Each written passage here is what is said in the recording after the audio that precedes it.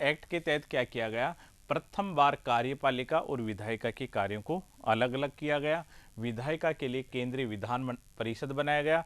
उस विधान परिषद में कितने व्यक्ति रखे गए, 12 व्यक्ति। 12 व्यक्तियों के अंदर था एक गवर्नर, 4 उसकी परिषद, 4 प्रांतों से 4 सदस्य, 2 न्यायपालिका से और एक मुख्य सेनापति। इस परिषद का काम क्या होता था, केवल कानून बनाना। अब जो ये 4 आते थे प्रांतों से, इन प्रांत के सदस्यों को मनोनीत किया जाता था गवर्नर जनरल के द्वारा 2 वर्ष के लिए। तो प्रांत वालों को कौन मनोनीत करता था, गवर्नर जनरल 2 साल के लिए मनोनीत करता था। और ये असैनिक सदस्य होने चाहिए, यानी यदि प्रांत से आप ले रहे हो तो कोई सेना का आदमी नहीं होना चाहिए, उसमें प्रांतों की जो सेना थी उनका नहीं होना चाहिए था, असैन्य आदमी होना चाहिए था। ऐसा प्रावधान इस एक्ट में कर दिया गया। तो ये प्रश्न जैसे अपन संविधान, अपन संसद की जो निर्माण देखते हैं वहाँ में पूछा जाता है कि संसद का निर्माण कैसे हुआ, तो इस पॉइंट को उठाते हैं सबसे पहले। तो इसमें लिखो आप, इस एक्ट के तहत पहली बार कार्यपालिका तथा विधायिका के कार्यों को अलग अलग किया गया। इस एक्ट के तहत पहली बार कार्यपालिका तथा विधायिका के कार्यों को अलग अलग किया गया। केंद्रीय विधान परिषद का गठन किया गया जिसमें 12 सदस्य होते थे। केंद्रीय विधान परिषद का गठन किया गया जिसमें 12 सदस्य होते थे। केंद्रीय विधान परिषद की स्थापना की गई जिसमें 12 सदस्य होते थे। इसमें लिख लो कौन कौन होते थे, संख्या पहले डालो। एक मुख्य सेनापति, दूसरा गवर्नर जनरल, दूसरे में लिखो गवर्नर जनरल तथा उसकी परिषद के 4 सदस्य।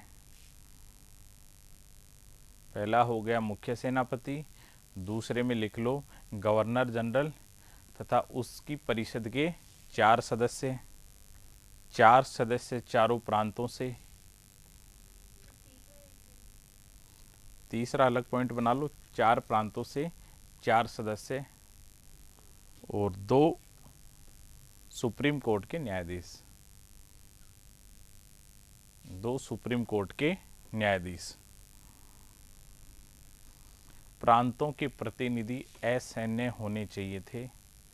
प्रांतों के प्रतिनिधि असैन्य होने चाहिए थे।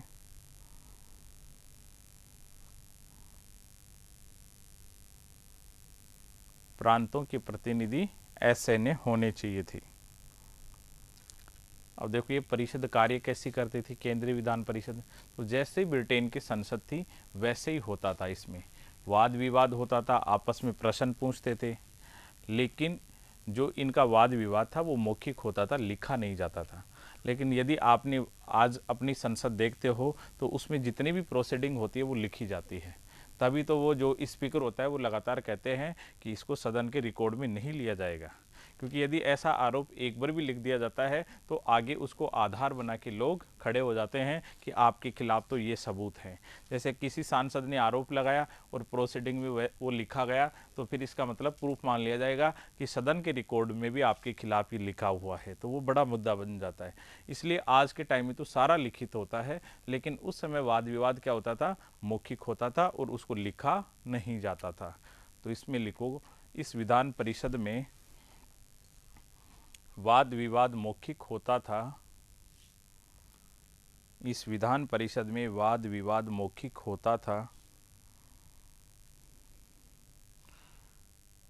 सदस्य प्रश्न पूछते थे, सदस्य प्रश्न पूछ सकते थे।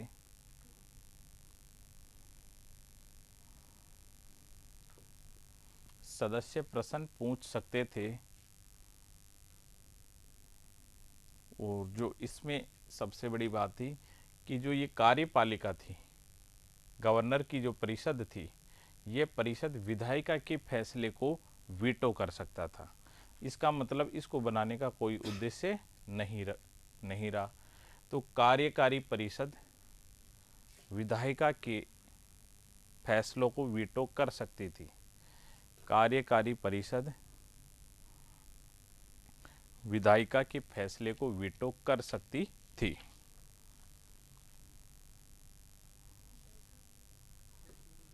कार्यकारी परिषद विधायिका के फैसलों पर वीटो कर सकती थी।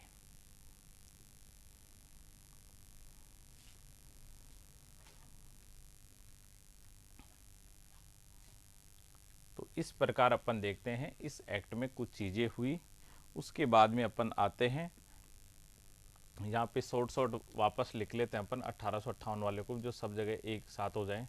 1858 का भारत परिषद अधिनियम। अब देखो भारत परिषद नाम से आते हैं, एक्ट किस नाम से आते हैं? भारत परिषद अधिनियम।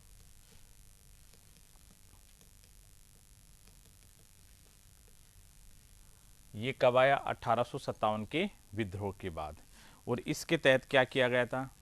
Board of control, board of director या कोर्ट ऑफ डायरेक्टर कह दो, उनको समाप्त कर दिया गया और उनकी जगह एक भारत सचिव का पद बनाया गया। और भारत सचिव की सहायता देने के लिए एक परिषद बनाएगी जिसको क्या कहा गया? भारत परिषद। और उस परिषद में सदस्य होते थे 15 और उन सभी का वेतन भारतीय राजकोष से दिया जाना तय हुआ, जो 1793 से ही दिया जा रहा था। और जाके बंद कब होता है? 1919 के एक्ट के तहत।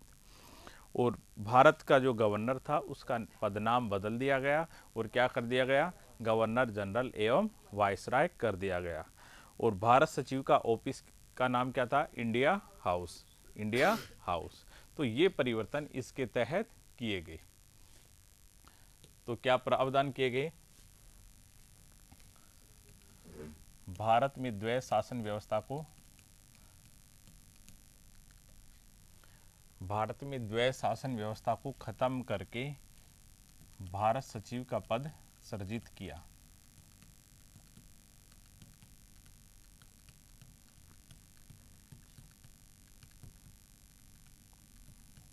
पद सृजित किया। दूसरा, ईस्ट इंडिया कंपनी को शासन खत्म कर दिया गया और शासन की समस्त शक्तियां ब्रिटिश संसद के पास चली गई या ब्रिटिश क्राउन के पास चली गई। ईस्ट इंडिया कंपनी का शासन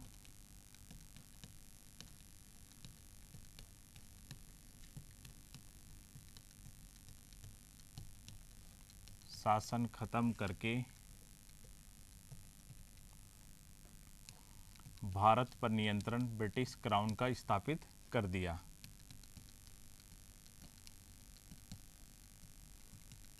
तीसरा क्या किया? भारत से संबंधित समस्त शक्तियां किसको दे दी? भारत सचिव तथा उसकी परिषद को। तो भारत से संबंधित, भारत में प्रशासन से संबंधित, भारत में प्रशासन से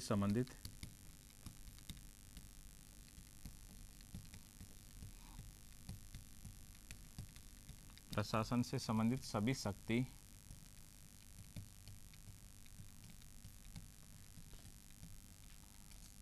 भारत सचिव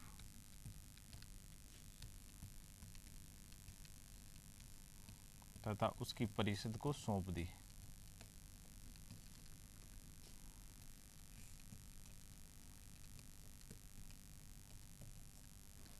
उसकी परिषद को सौंप दिया। परिषद में 15 सदस्य होते थे।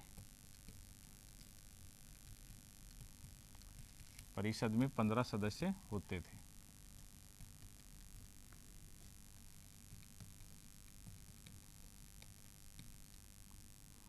इसी में नेक्स्ट लाइन लिख लो यहीं पे कि इन सब का वेतन भी भारतीय राजकोष से दिया जाता था। तो इन सब का वेतन भारतीय राजकोष से दिया जाता था।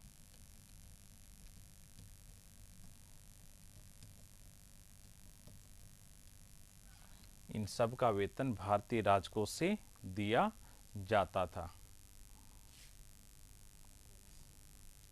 और चौथा पॉइंट, भारत के गवर्नर जनरल का पदनाम गवर्नर जनरल एवं वायसराय कर दिया गया। भारत के गवर्नर का नाम गवर्नर जनरल का पदनाम गवर्नर जनरल एवं वाइसराय कर दिया गया।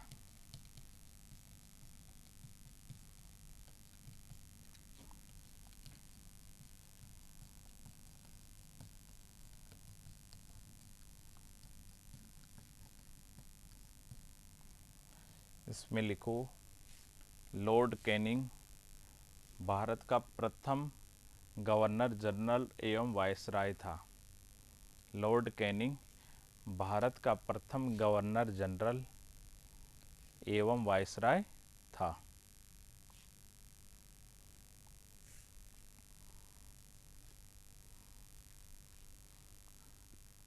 यहीं पे कहीं नोट लगा के लिख लो कि भारत सचिव का ऑफिस इंडिया हाउस कहलाता था। भारत सचिव का ऑफिस इंडिया हाउस कहलाता था।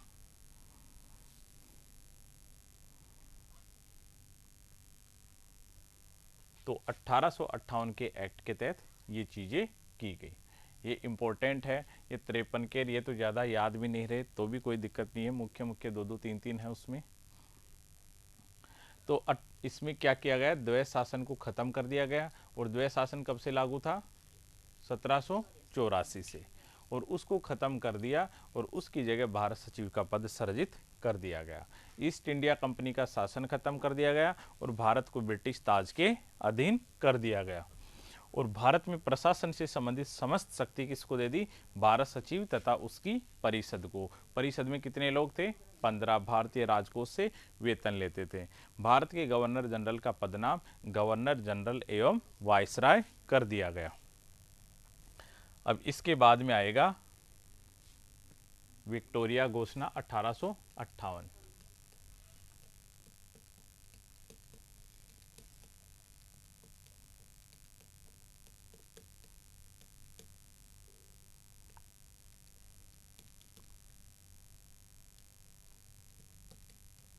कारण क्या था, विक्टोरिया घोषणा क्यों आई थी, भारतीय रियासतों के जो शासक हैं, सामंत हैं और जनता है उसको संतुष्ट करने के लिए। भारतीय रियासतों के शासक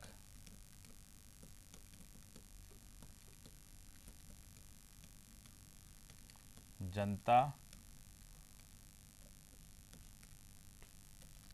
तथा सामंतों को खुश करने के लिए या संतुष्ट करने के लिए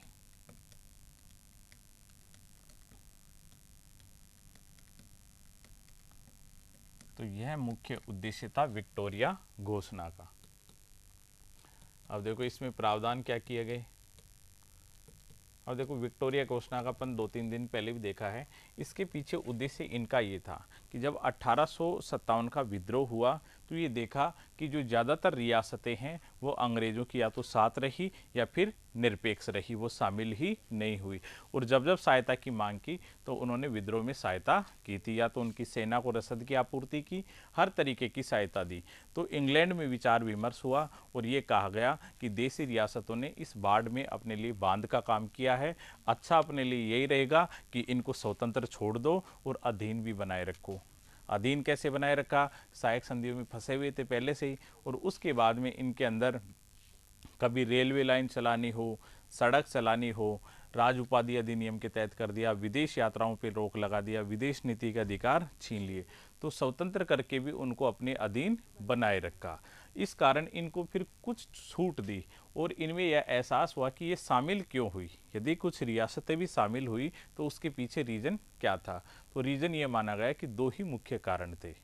एक तो था गोद निषेध नीति और दूसरी थी अपने साम्राज्य विस्तार की नीति, जिसके कारण इनको हमेशा ये डर रहता था कि ये भविष्य में हो सकता है किसी अन्य रियासत को भी जीत सकते हैं, वापस अंग्रेजों के अधिकार में ले सकते हैं। तो हम इनको एक गारंटी दे दें कि हम आपके राज्य का विलय कभी नहीं करेंगे। तो ये एहसास कराने के लिए पारित किया था कि हम आपको स्वतंत्र रखना चाहते हैं, आप और हम बराबर हैं और बराबरी का रिश्ता है।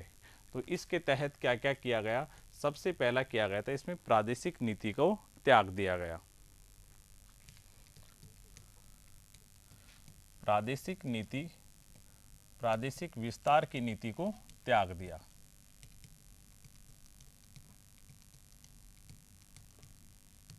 की नीति को त्याग दिया गया।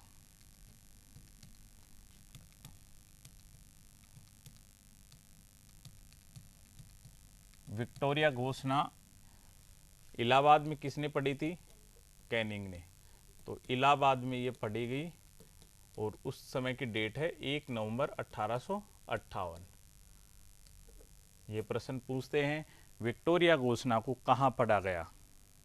इलाहाबाद। किसके द्वारा? कैनिंग के द्वारा।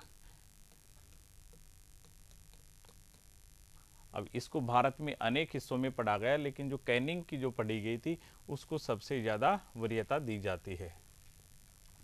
तो प्रादेशिक विस्तार की नीति को त्याग दिया गया। दूसरा कहा गोद निषेध नीति को त्याग दिया जाएगा।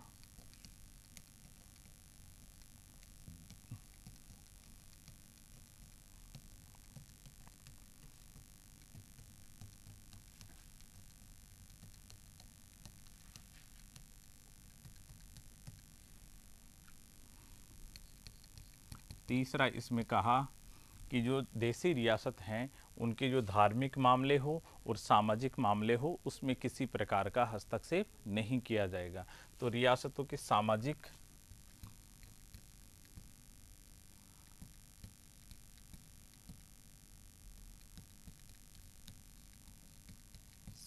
तथा धार्मिक मामलों में हस्तक्षेप नहीं किया जाएगा।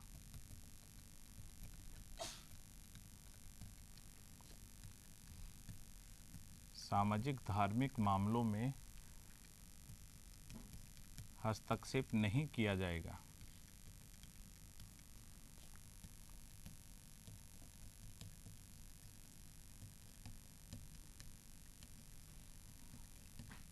फिर कहा कि योग्यता आधारित नियुक्तियां होंगी। इनको भी कह दिया कि नियुक्तियां कैसी होंगी? योग्यता आधारित।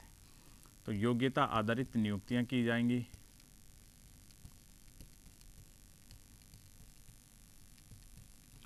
योग्यता आधारित नियुक्तियां की जाएंगी।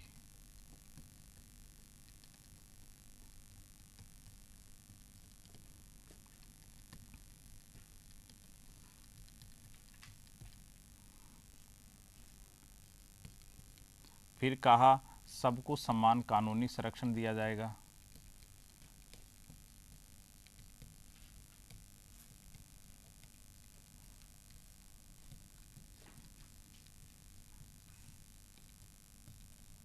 सबको समान कानूनी संरक्षण दिया जाएगा। फिर इनको कहा कि देसी रियासतों के जितने भी अधिकार हैं, अब रियासतों के सबके अलग अलग अधिकार होते थे। कहीं पे किसी को सलामी का, तोप सलामी का अलग अधिकार थे, सामंतों की अलग पद्धतियां होती थीं, सिंहासन के अलग नियम थे, उत्तराधिकार के अलग नियम थे। तो इन्होंने कहा देशी रियासतों के जो अधिकार हैं, जो प्रतिष्ठा है और जो वैभव है उसको मान्यता दी जाएगी। देशी रियासतों के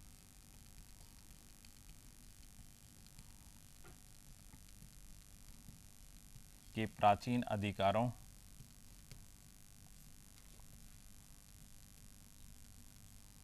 देशी रियासतों के प्राचीन अधिकारों, गौरव तथा प्रतिष्ठा को मान्यता दी जाएगी।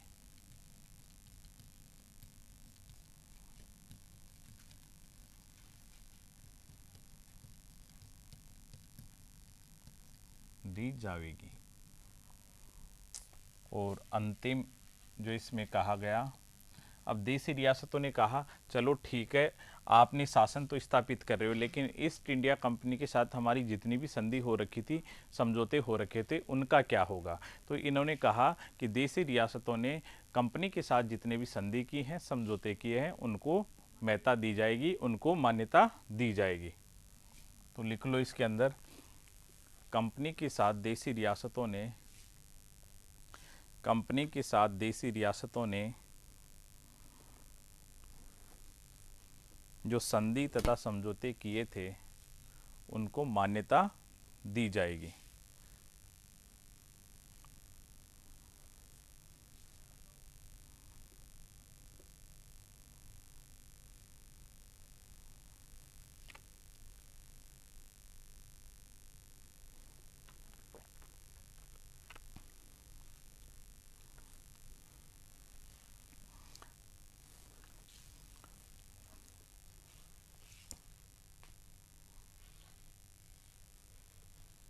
नींद का दौर जारी है सबके बीच में। हाँ, तो 1833 का चार्टर एक्ट, एक तो क्लास का टाइम भी थोड़े गलत समय पे है। आजकल तो नेताजी मीटिंग नहीं करते, 11 से 5 देखी है कि किसी के, आजकल लगभग नेताओं ने मीटिंग रद्द कर रखी है। अब कल मोदी की जो थी वो भी लगभग रात को 7 बजे बाद ही हुई है। हाँ, क्या थे, ये तो आजकल हो गया, दोनों ने 1-1 लाख किलोमीटर दूरी तय कर ली मोदी और राहुल ने। कल हो गई उनकी 1-1 लाख किलोमीटर की दूरी तय कर चुके हैं इस चुनाव के अंदर।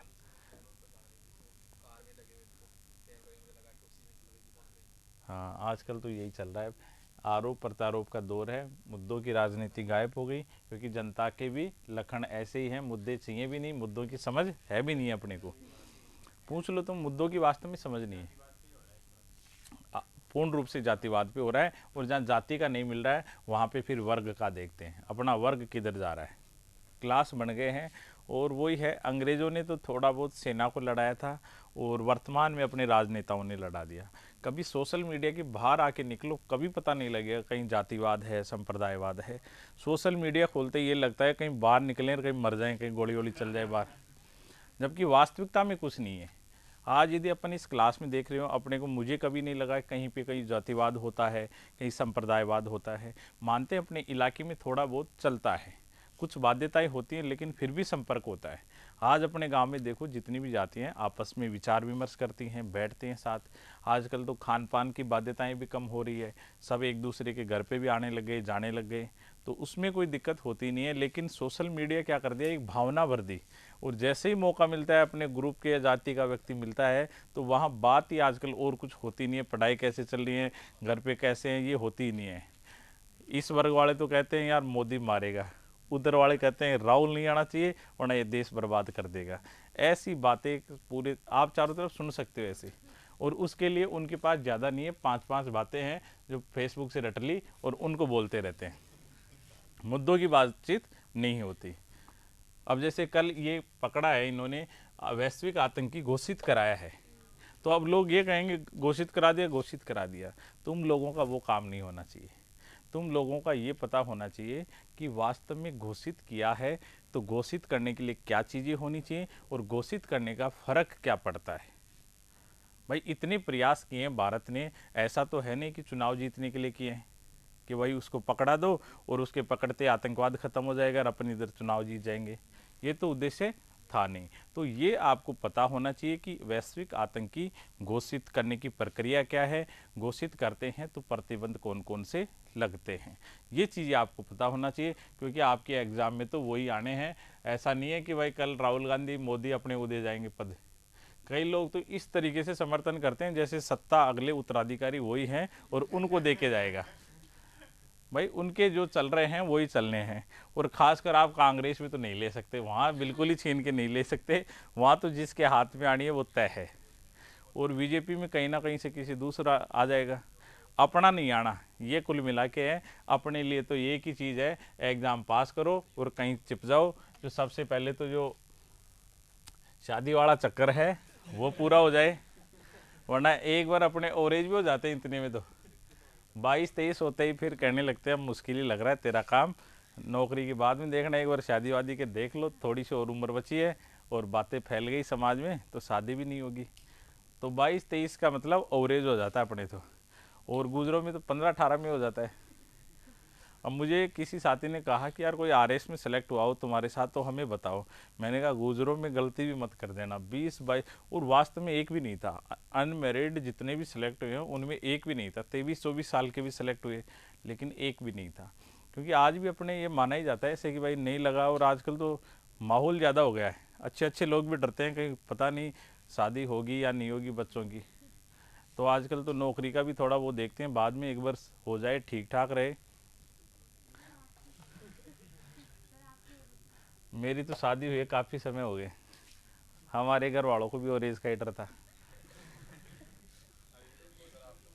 हाँ, तो और शेखावाटी में ज़्यादा है। शेखावाटी में पहले देखो समस्या केवल जाटों की मानते थे कि जाट जाट जाति में ज़्यादा दिक्कत होती थी, और अपने शेखावाटी में तो यही था नौकरी है तो छोकरी है वरना दिक्कत है। और इसी कारण नौकरी ज़्यादा लगी वहाँ पे, क्योंकि पानी था नहीं, उद्योग धंधे हैं नहीं। शेखावाटी में उद्योग धंधे नहीं है, उद्योग धंधे किए इन लोगों ने, लेकिन वहाँ नहीं उद्योग धंधे। चारों तरफ इंडस्ट्री इनके पास है, लेकिन शेखावाटी में इंडस्ट्री किसी ने नहीं लगाई, क्योंकि इंडस्ट्री के लिए संसाधन ही नहीं है वहाँ पे कोई। जितने हैं राजस्थान में वो अरावली की बेल्ट में हैं, और सारे जो चित्तौड़गढ़ के आसपास के जो ज़िले हैं वहाँ पे है। तो शेखावाटी में कुछ संसाधन निकलते भी नहीं है, तो शेखावाटी में दिक्कत ज़्यादा आ रही है ये। और पहले केवल एक क्षेत्र की समस्या थी, और अब पूरे राजस्थान की, पूरे इंडिया की समस्या ये बन चुकी है। शादी तो 1800, चलो एक बार वापस देखते हैं 1833 का एक्ट। कारण क्या था? 1813 के एक्ट की एक तो समयावधि खत्म हो गई थी।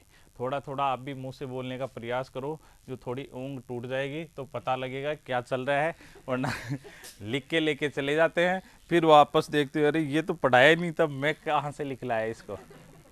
तो ऐसा होता है कई बार, है ना।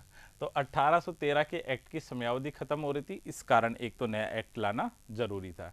दूसरा उपयोगितावादियों का प्रभाव था, और वो लगातार दबाव लगा रहे थे कि आप जो जनता के कल्याण वाली योजनाएं लागू करो। और इंग्लैंड में औद्योगिक क्रांति हो गई थी, इस कारण वर्ग चेतना ही, जिस कारण यहाँ सामाजिक सुधारों का दबाव पड़ा हुआ था, इसलिए भारत के एक्ट में भी कुछ सुधार आए। प्रावधान क्या किया गया? कंपनी के चाय और चीन के साथ व्यापार को छोड़कर सभी प्रकार के जो एकाधिकार थे वो भी खत्म कर दिए, केवल ये दो ही बचे हुए थे, चीन का और चाय का, इसको भी खत्म कर दिया। शिक्षा पे 10 लाख रुपए वार्षिक खर्च किए जाएंगे। एक तो आप कभी भी संख्या लिखो तो उसके पीछे इकाई लिखा करो, ऐसा नहीं है शिक्षा पे प्रतिवर्ष 10 लाख खर्च किए जाएंगे। ये भी होना चाहिए, रुपए हैं या कोई डॉलर हैं या कुछ है, जो चीज़ जरूर होनी चाहिए। जैसे अपन छोटे थे 10वीं के अंदर, तब लिख के आ जाते थे, क्षेत्रफल का सवाल निकाल के 10 लिख के आ जाते थे, तो कई टीचर इतने दुखी होते थे वो नंबर ही काट देते थे। मैं क्या मानूं इसको, 10 भैंस मानूं, गाय मानूं, क्या मानना है, वर्ग क्षेत्रफल, वर्ग मीटर, क्या मानना है इसको? तो डिजिट तो होनी चाहिए, उसे पता ही नहीं लग पाता क्या है ये। हाँ, और फिर कहा दासों की अवस्था को सुधारने के लिए तथा दास प्रथा के उन्मूलन के लिए प्रयास किए जाएंगे। दास प्रथा सबसे पहले किसने रोकी? विलियम बेंटिंग ने। लेकिन पूर्ण रूप से भारत में 1843 में एलन ब्रो के समय धारा 5 के तहत। फिर एक अस्थायी विधि सदस्य की नियुक्ति की गई, और पहला अस्थायी विधि सदस्य कौन बना? मैकाले। ये मैकाले भी खूब जगह फंसा हुआ है। तो भारत में कानूनों की संहिताकरण करने के लिए एक विधि आयोग बनाया जाएगा, और पहला विधि आयोग अपन ने जब बेंटिंग पढ़ा था तब पढ़ा था कि 1835 में भारत का पहला विधि आयोग बना, ताकि सभी कानूनों का संहिताकरण कर सके। तो मैकाले की अध्यक्षता में ऐसा आयोग बन गया, और बंगाल के गवर्नर जनरल को भारत का गवर्नर जनरल बना दिया, और इसको भारत का गवर्नर जनरल बना के सारे अधिकार इसको दे दिए, और ये कह दिया कि भारत के जितने भी क्षेत्र हैं, अभी तक क्या थे, बंगाल जो था बंगाल के गवर्नर जनरल के अधीन था, मद्रास वाला मद्रास वाले के अधीन था, और बम्बई वाला बम्बई के अधीन था। लेकिन इस एक्ट के तहत भारत के जितने भी क्षेत्र जीते हुए थे वो सारे इस गवर्नर जनरल के अधीन कर दिए गए। अब इसके अधीन करते ही क्या हुआ, अब कानून बनाने की शक्ति भी इसको देनी थी, क्योंकि पूरे भारत का गवर्नर जनरल था, तो जरूरी क्या था कि पूरे भारत में कानून बनाने का हक भी इसी को होना चाहिए। इसलिए क्या कर दिया, भारत में कानून बनाने की शक्ति केवल गवर्नर जनरल और उसकी परिषद को सौंप दिया। अब देखो, इसको क्या किया, प्रशासन के भी सारे पावर दे दिए, और कर लगाने से संबंधित सारे पावर भी इसी को दे दिए, प्रशासन के भी और कर के संबंधित। तो अपन कह सकते हैं 1833 के एक्ट के तहत गवर्नर जनरल के पास भारत की प्रशासनिक शक्तियां भी और वित्तीय शक्तियां भी इसके पास आ गई। तो इसमें क्या हो रहा है, शक्तियों का केंद्रीकरण हो रहा है। किस तरफ हो रहा है?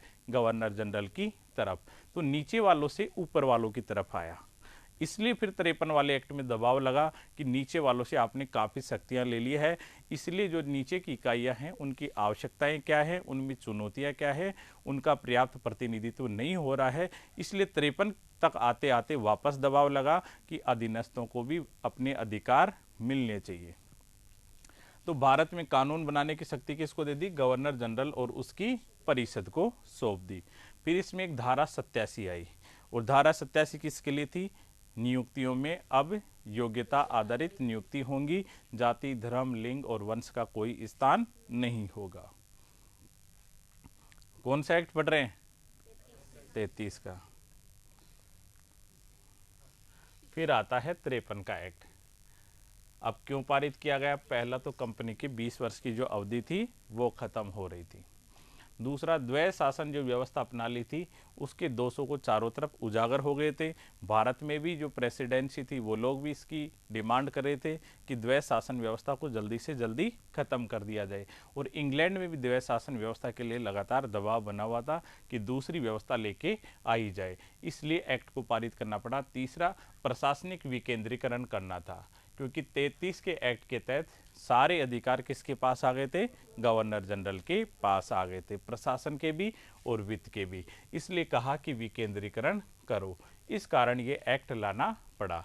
अब इसमें प्रावधान क्या किए गए? एक तो 33 के एक्ट में विधि सदस्य बना था अस्थायी, और इस एक्ट में क्या किया? उसको स्थायी कर दिया।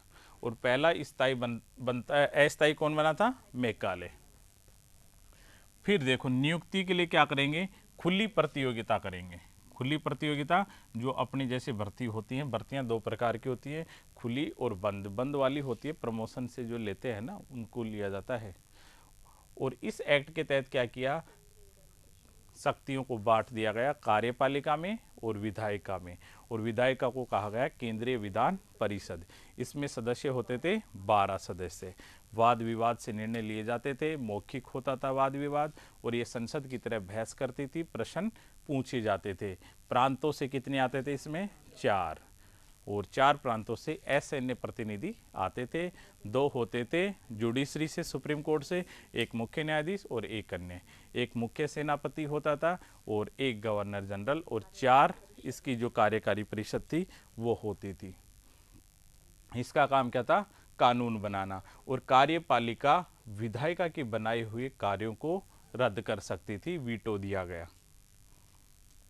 फिर 1858 का अधिनियम आ गया। इसके बाद में जो भी आते हैं भारत परिषद के नाम से आना स्टार्ट हो जाते हैं, क्योंकि भारत परिषद बन चुकी थी इस एक्ट के तहत।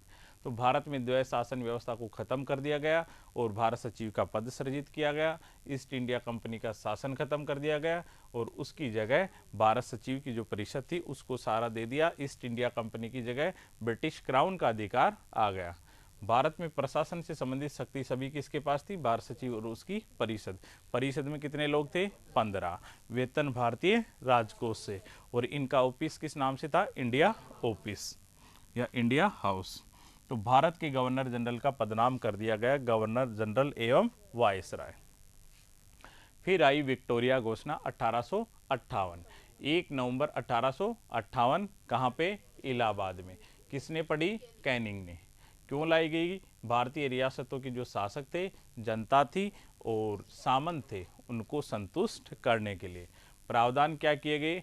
प्रादेशिक विस्तार की जो नीति थी उसको त्याग दिया गया। दूसरा था गोद निषेध नीति को त्याग दिया गया। रियासतों के जो सामाजिक और धार्मिक मामले हैं उसमें हस्तक्षेप नहीं किया जाएगा, और योग्यता आधारित नियुक्तियां होंगी। सबको समान कानूनी संरक्षण मिलेगा। देशी रियासतों के प्राचीन अधिकार और गौरव को मान्यता दी जाएगी। और अंतिम चीज, ईस्ट इंडिया कंपनी के साथ जो भी आपने संधि किए हैं, समझौते किए हैं, उन सबको मान्यता दी जाएगी। तो देखो, सबको समान कानूनी संरक्षण। आपने पॉलिटी में पढ़ा होगा, 2 चीजें आई हैं। कानूनी संरक्षण क्या होता है? एक तो होता है विधि के समक्ष क्षमता, विधि के समक्ष क्षमता, और एक होता है विधि का समान संरक्षण।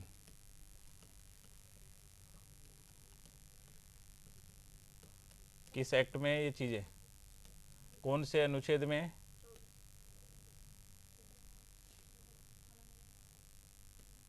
चौदह में। क्या फर्क होता है इनमें? भारत के सभी लोगों को विधि के समक्ष क्षमता और विधि का समान संरक्षण है। किसी को पता है क्या फर्क होता है इनमें? इसका मतलब है कि कानून की नज़र में सब लोग समान हैं। कानून की नज़र में सब लोग समान हैं, इसलिए एक कानून आपने जो बना दिया वो सभी पे लागू होगा। ये किस देश से लिया गया है? ब्रिटेन से। जबकि ब्रिटेन से तो लिया गया, अब देखो ये लिया गया था यूएसए से। अब देखो इसमें क्या फर्क है। ये कहता है विधि का समान संरक्षण, ये कहता है ठीक है विधि के समक्ष क्षमता है, समानता है, विधि के सामने सब समान है। लेकिन ये कहता है परिस्थितियां भी महत्वपूर्ण होती हैं। आप बिना परिस्थिति देखे आप कानून को लागू नहीं कर सकते। तो जहां जहां परिस्थिति एक जैसी है वहां एक जैसे कानून कर दो, और जहां परिस्थिति अलग अलग है तो उसके लिए कानून भी अलग अलग होना चाहिए। आज जैसे कोई बॉर्डर पे खड़ा है, सीमा पे कोई सैनिक है, उसको ये आदेश है और ये है कि यदि उसको सीमा पे कुछ भी एंटी नेशनल मूवमेंट्स देखें तो उनके ऊपर वो गोली चला सकता है। लेकिन यहाँ पे एक पुलिस वाले को नहीं है ये चीज़, क्योंकि परिस्थिति अलग अलग है। जबकि विधि की समक्ष क्षमता क्या कहती है? सभी के लिए कानून समान है। लेकिन ये क्या कहता है? परिस्थिति समान है तो कानून भी समान रखो, परिस्थिति अलग है तो कानून भी अलग अलग करो। तो विधि का, तो ये हुई सकारात्मक संकल्पना है। ये कैसी है? सकारात्मक। जबकि इसको माना गया है नकारात्मक।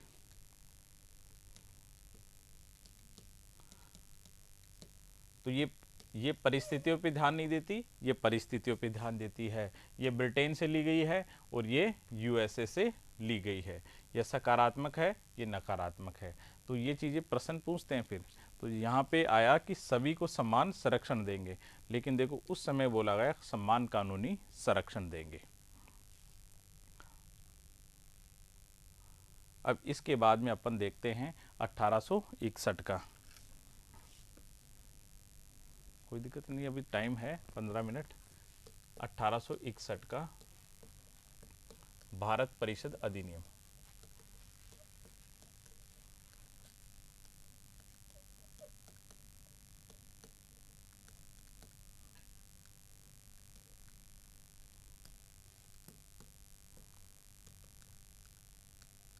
अब देखो इसको पारित करने के कारण क्या थे। अब कारणों में अपन देखते हैं। सबसे पहले तो ये था कि 1858 का जो भारत परिषद अधिनियम आया, उस अधिनियम में जो बदलाव हुए, 1857 के विद्रोह के बाद बदलाव हुए, भारत परिषद अधिनियम 1858 आया। लेकिन भारत परिषद 1858 में जो परिवर्तन हुए वो केवल ब्रिटेन में हुए, जिसको अपन गृह सरकार बोलते हैं। तो जितने परिवर्तन हुए वो गृह सरकार के ढांचे में बदलाव होते हैं। भारत के ढांचे में कोई बदलाव उस एक्ट के तहत नहीं हुआ। विक्टोरिया घोषणा आई तो उसमें देशी रियासतों के लिए हुआ। तो ये अनुभव किया गया यदि भविष्य में इस तरह के विद्रोह आपको दबाने हैं तो यहाँ के लोग जिन पे अपन शासन कर रहे हैं उनको भी शासन में हिस्सेदार बनाना होगा। तो पहला कारण क्या था कि 1857 के विद्रोह के बाद जो 1858 का एक्ट आया उसमें भारतीयों को प्रतिनिधित्व नहीं दिया गया या भारत में कोई परिवर्तन नहीं किया गया। जबकि इसी समय जो कुछ बुद्धिजीवी लोग थे उनका ये दबाव था कि भारत में यदि आपको शासन करना है तो भारतीय लोगों को भी जो गवर्नर जनरल की परिषद है, केंद्रीय विधान परिषद है, उसमें हक देना पड़ेगा, उनको भी प्रतिनिधित्व देना पड़ेगा। तो यहां से स्टार्ट होता है उत्तरदायी शासन। कैसा शासन? उत्तरदायी शासन की ओर कदम स्टार्ट हो गया। तो पहला कदम शुरू होता है जो ये संवैधानिक विकास की यात्रा थी, पहली यात्रा खत्म हो गई, दूसरी 1861 से शुरू होती है और उत्तरदायी शासन की ओर कदम शुरू हो जाते हैं और भारतीय लोगों को अब शासन में हिस्सेदारी की मांग होने लगती है। तो पहला कारण इस लिखो आप, 1858 के भारत परिषद अधिनियम में, 1858 की भारत परिषद अधिनियम में केवल गृह सरकार में परिवर्तन किए गए थे, केवल गृह सरकार में परिवर्तन किए गए थे।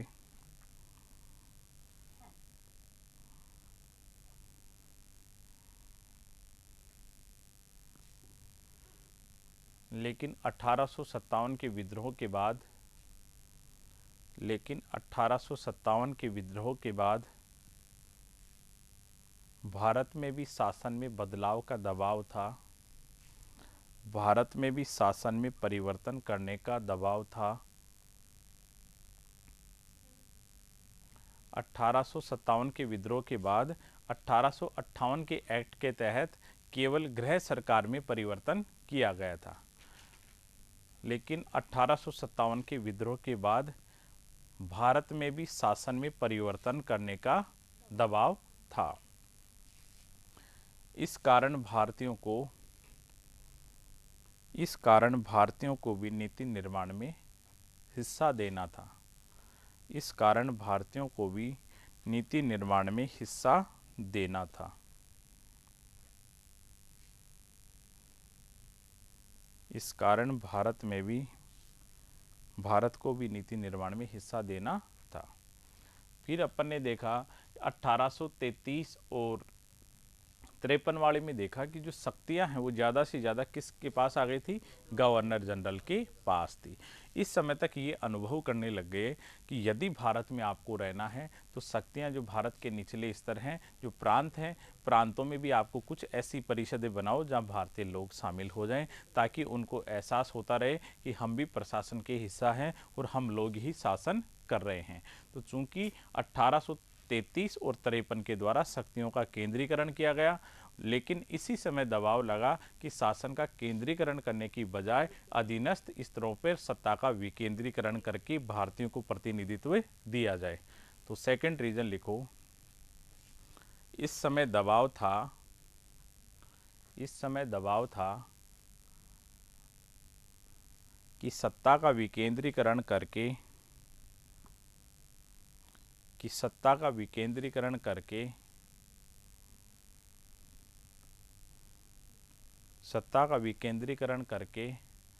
प्रांतों में विधान परिषदों का गठन करना चाहिए। इस समय दबाव था कि प्रांतों में सत्ता का विकेंद्रीकरण करके प्रांतों में विधान परिषदों का गठन किया जाए।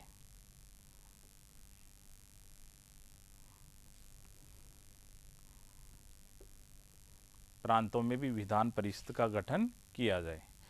तीसरा अपन इसमें देखते हैं कि 1853 के एक्ट के तहत क्या किया, कार्यपालिका और विधायिका दो अलग अलग बना दी गई और विधायिका से ये उम्मीद की गई कि ये अच्छा कार्य करेगी। लेकिन ये विधायिका अच्छा कार्य करने के बजाय क्या हो गई, वाद विवाद का केंद्र बन गई। और ये विधायिका कार्यपालिका से गुप्त मामलों के भी प्रश्न पूछती थी, जिससे कई बार परिषद को परेशानी में पड़ना पड़ता था, क्योंकि ये जो ब्रिटेन से जो खबर आती थी उन पे भी चर्चा करने लगती थी। तो भारत में अंग्रेज क्या नीतियां अपना रहे हैं उनके खुलने का भी डर था। तो वो चाह रहे थे कि इस विधान परिषद का स्वरूप में कुछ बदलाव करें। तो तीसरा रीजन लिखो कि 1853 के एक्ट के तहत जो विधान परिषद बनाई गई थी, 1853 के एक्ट के तहत जो विधान परिषद बनाई गई थी वह केवल वाद विवाद का केंद्र बनकर रह गई। वह केवल वाद विवाद का केंद्र बनकर रह गई थी।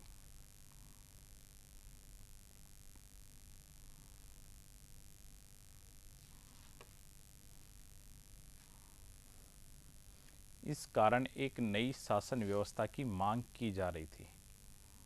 इस कारण एक नई शासन व्यवस्था की मांग की जा रही थी।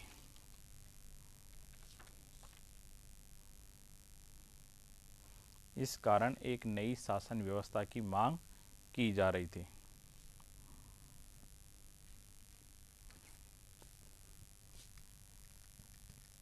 अब देखो प्रावधान क्या क्या किए जाते हैं। पहले जब मैंने गवर्नर जनरल पढ़ाए थे तब कैनिंग के समय ये लिखाया था मैंने, गवर्नर जनरल की कार्यकारिणी में एक 5वें सदस्य की नियुक्ति हुई जिसमें वित्त सदस्य था।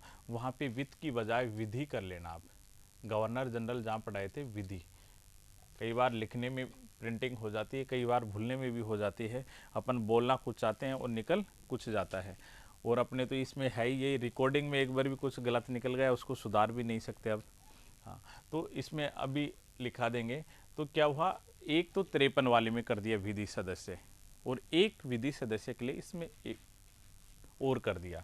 तो इसमें पहला लिखो, गवर्नर जनरल की कार्यकारिणी में एक 5वें विधि सदस्य को शामिल किया गया। गवर्नर जनरल की कार्यकारिणी में एक 5वें विधि सदस्य को शामिल किया गया।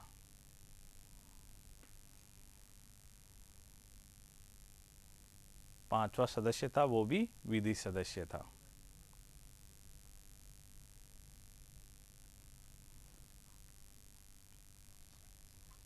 पांचवें विधि सदस्य को शामिल किया गया। अब देखो, अभी तक क्या था, जो परिषद काम कर रही थी, गवर्नर जनरल की परिषदों के पास क्या थी, कार्य जो कर रहे थे ऐसे वितरित नहीं थे। जैसे फाइनेंस का काम अलग हो, एग्रीकल्चर का काम अलग हो, सिंचाई का अलग हो, है ना। तो ऐसे अलग अलग कार्य नहीं होते थे, सारे कार्य एक जगह होते थे, जिसको जो चाहे वो कर लेता था। लेकिन इससे बड़ी दुविधा हो रही थी और सब एक दूसरे के ऊपर टाल देते थे, ये काम इसका है, ये फाइल इसका है। इस एक्ट के तहत पहली बार पोर्टफोलियो व्यवस्था स्टार्ट हुई। पोर्टफोलियो का मतलब विभागीय प्रणाली या मंत्रिमंडलीय प्रणाली। मंत्रिमंडलीय प्रणाली। अब मंत्रिमंडलीय प्रणाली में क्या होता है, एक मंत्री बना दिया जाता है और ये फिक्स हो जाता है कि ये मंत्री किस काम को देखेगा। जैसे फाइनेंस हो गया तो वो केवल वित्त से संबंधित फाइलें देखेगा। तो इससे क्या हो जाता है, उत्तरदायित्व फिक्स हो जाता है, किसको क्या करना है, और उत्तरदायित्व के अनुपात में उसको अधिकार भी दे दिए जाते हैं। तो भारत में इस एक्ट के द्वारा पोर्टफोलियो व्यवस्था या विभागीय प्रणाली शुरू हुई। तो इसमें लिखो, भारत में पहली बार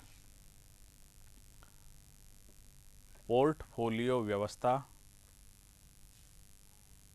भारत में पहली बार पोर्टफोलियो, पोर्टफोलियो फिर ब्रैकेट में लिख लेना विभागीय या मंत्रिमंडलीय, विभागीय या मंत्रिमंडलीय।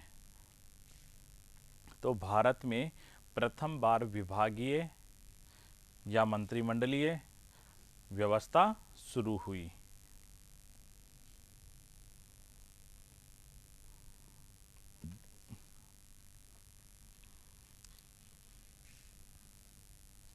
अब देखो, 1861 में अपन ने पढ़ा था, इंडियन हाई कोर्ट एक्ट आया, इंडियन हाई कोर्ट एक्ट। और उस एक्ट के तहत 3 जगह हाई कोर्ट बनाए गए थे, कलकत्ता, मद्रास और मुंबई हाई कोर्ट की। उन 3 की स्थापना का प्रावधान भी इस एक्ट में ही था। तो इसमें लिखो, 1861 में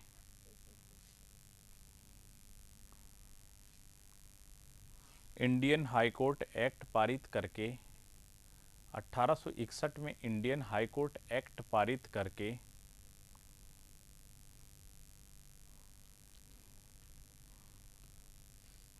बंगाल, मद्रास तथा मुंबई में हाई कोर्ट स्थापित किए गए। बंगाल, मुंबई तथा मद्रास में 3 हाई कोर्ट स्थापित किए गए।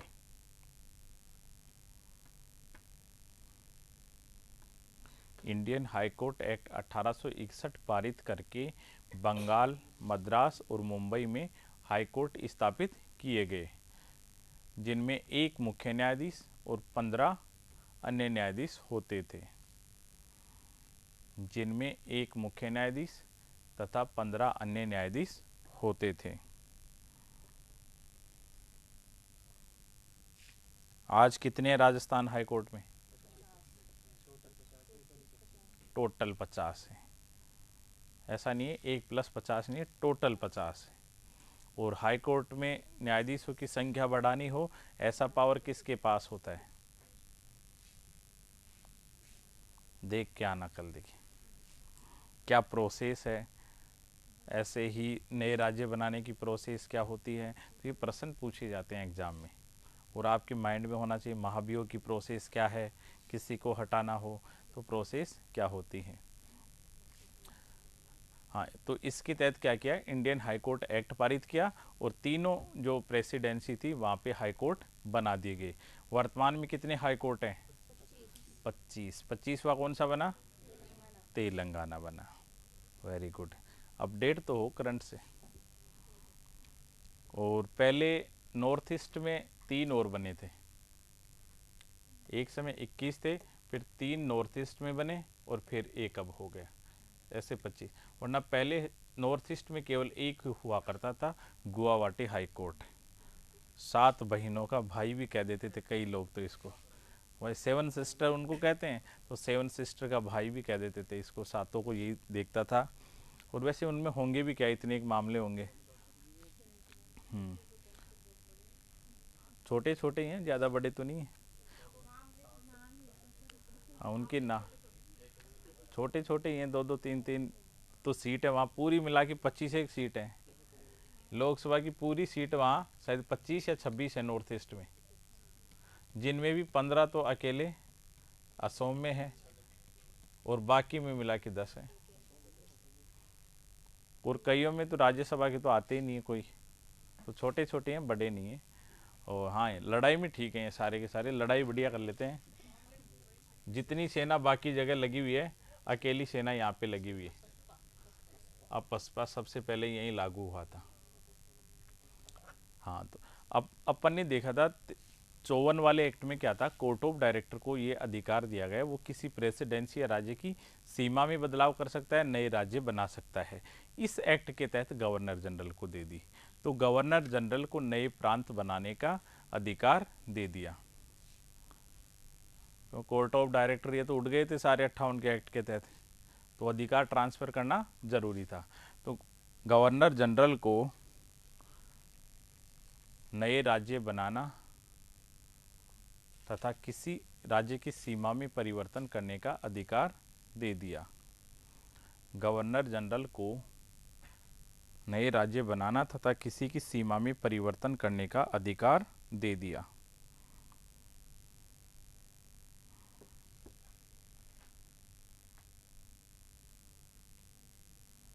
नेक्स्ट पॉइंट इसमें लिखो, गवर्नर जनरल को अध्यादेश जारी करने की शक्ति दे दी।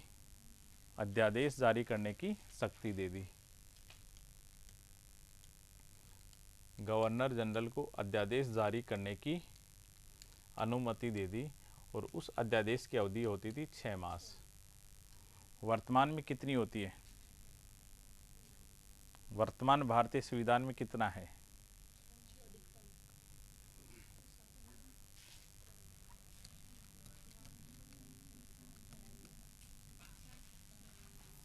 छः सप्ताह। लेकिन फिर भी ये अधिकतम कितने समय तक रह सकता है? 6 सप्ताह प्लस 6 मास, इतने समय तक ये प्रभावी रहता है। 6 मास कैसे? जैसे आज ही सदन खत्म हुआ हो, अब ये मान लो ये 42 दिन तो लागू रहेगा, अब ये 42 दिन लागू है और आज तक लागू है, आज ही सदन का खत्म हो गया। अब सदन वाले कह दें कि अगला सदन तो हम 6 महीने पहले नहीं बुलाएंगे। अब 6 महीने बाद तो उनको बुलाना ही पड़ेगा, क्योंकि लिखा हुआ है 2 सदनों के बीच की अवधि अधिकतम 6 महीने हो सकती है। तो 6 महीने, वो 42 दिन तो ये लागू कर सकते हैं, उसके बाद यदि वो चाहते हैं कि नहीं हम तो अभी भी नहीं करें, तो 6 महीने और रख सकते हैं। तो अध्यादेश की अधिकतम अवधि कितनी हो सकती है? 6 माह प्लस 6 सप्ताह। वैसे ये प्रभावी कितने के लिए रहता है? 6 सप्ताह के लिए। और ये 6 सप्ताह के लिए लगाया और उसी समय सदन शुरू हो गया तो उसी के साथ खत्म हो जाता है। भले ही जैसे 2 दिन लागू रहा हो और सदन स्टार्ट हो गया तो उसकी अवधि फिर खत्म हो जाती है। 42 दिन तक तो रहता है और 42 दिन होते ही ये खत्म हो जाता है। कौन से अनुच्छेद में है? 123 और 213। अपडेट है ये बंदा। हाँ हाँ, तो गवर्नर जनरल को अध्यादेश जारी करने की शक्ति दे दी, जिसकी 6 मास की अवधि रहती थी। इसी प्रकार गवर्नर जनरल को यह कह दिया कि आपकी जो परिषद डिसीजन लेती है उसके फैसले को भी आप रद्द कर सकते हो। तो गवर्नर जनरल को अपनी परिषद के फैसले को रद्द करने का अधिकार दे दिया। गवर्नर जनरल को अपनी परिषद के फैसले को रद्द करने का अधिकार दे दिया।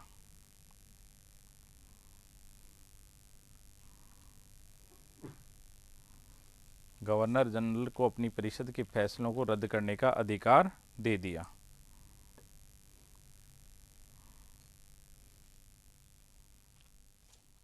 अब इसमें 3-4 मुख्य बातें बच रही हैं।